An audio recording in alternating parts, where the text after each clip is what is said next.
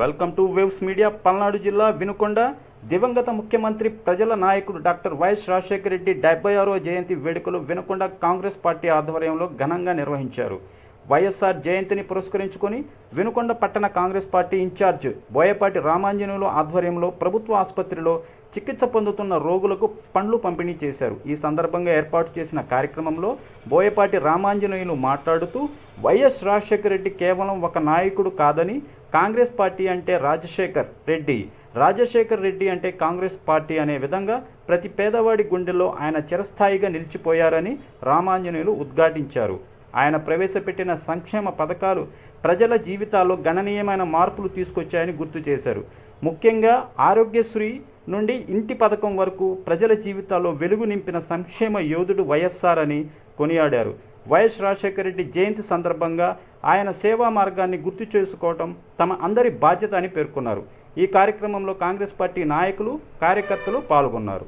నేత వైఎస్ రాజశేఖర రెడ్డి గారు రైతులకు, కార్మికులకు, శ్రామికులకు, బడుగు బలహీన వర్గాల ఆశాజ్యోతి.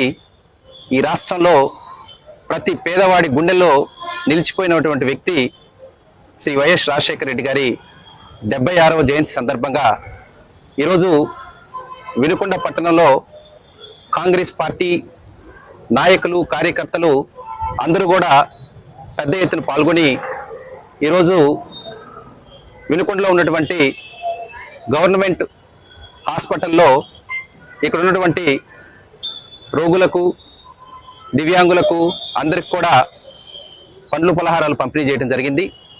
ఆ మహానేతని మళ్ళీ ఒకసారి గుర్తు చేసుకొని ఈ రాష్ట్రానికి ఆయన చేసినటువంటి సేవ కానీ, కాంగ్రెస్ పార్టీ అంటే వైఎస్ఆర్ అంటే కాంగ్రెస్ అనే విధంగా ప్రతి పేదవాడి గుండెల్లో కూడా నిలిచిపోయినటువంటి ఆ మహోన్నతమైనటువంటి వ్యక్తిని మళ్ళీ ఒకసారి గుర్తు చేసుకుంటూ ఆయన జయంతి సందర్భంగా మా గుండెల్లో ఎప్పటికీ కూడా ఆయన నిలిచి ఉంటారని చెప్పి ఈ రాష్ట్రంలో ఉన్నటువంటి పేదవాళ్ళందరి గుండెల్లో కూడా ఆయన నిలిచి ఉండే విధంగా ఈరోజు ఈ కార్యక్రమం చేయడం జరిగింది.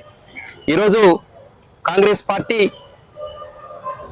ఒక గొప్ప వ్యక్తిని కోల్పోవడం, అటువంటి నాయకత్వాన్ని మళ్ళీ ముందుకు తీసుకుపోయేదానికి ఈరోజు వైఎస్ షర్మిలారెడ్డి గారు ఈరోజు కాంగ్రెస్ పార్టీ పగ్గాలు తీసుకొని రాష్ట్రంలో కాంగ్రెస్ పార్టీ